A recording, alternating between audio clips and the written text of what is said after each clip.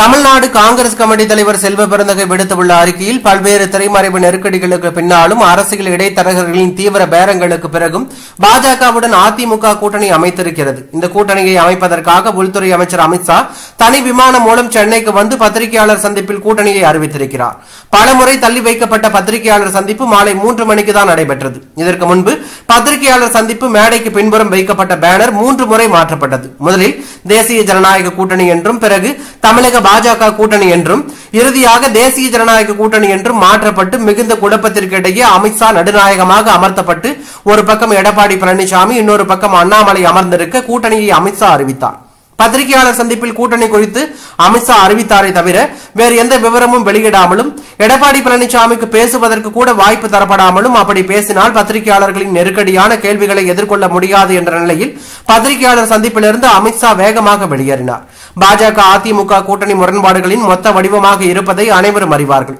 கடந்த காலங்களில் தமிழக பாஜக தலைவர் அண்ணாமலை அதிமுகவுக்கு எதிராகவும் அதன் முன்னணி தலைவர்களுக்கு எதிராகவும் தொடுத்த தாக்குதல்கள், கடுமையான ஊழல் குற்றச்சாட்டுகள் பல பேட்டிகளின் வாயிலாக தொலைக்காட்சிகளின் மூலம் ஆதாரத்துடன் வெளிவந்தது. தமிழக அரசியல் களத்தில் இனி தீவிரமாக பேசப்படுகின்ற வாய்ப்பு ஏற்படுகிறது. ஏற்கனவே அதிமுகவில் அமைச்சராக இருந்து பாஜகவில் சேர்ந்த நயினார் நாகேந்திரன் புதிய பாஜக தலைவராக அறிவிக்கப்பட்டிருக்கிறார். கடந்த 3 ஆண்டுகளாக அண்ணாமலையின் திராவிட இயக்க எதிர்ப்பு, குறிப்பாக அதிமுகவுக்கு எதிராக பேசிய அண்ணாமலை இனி தொடர்ந்து அதே குற்றச்சாட்டுகளை முன்வைப்பாரா? தமிழகத்தில் கூட்டணிக்கு யார் தலைமை ஏற்பது? கூட்டணியின் பெயர் தேசிய ஜனநாயக கூட்டணியா, அதிமுக தலைமையிலான கூட்டணியா, வேறு என்ன பெயர் கொண்டு அழைப்பது என்ற பிரச்சனைகள் உருவாக ஆரம்பித்து விட்டன. கடந்த காலங்களில் மகாராஷ்டிராவில் சிவசேனாவோடு பாஜக கூட்டணி வைத்தது.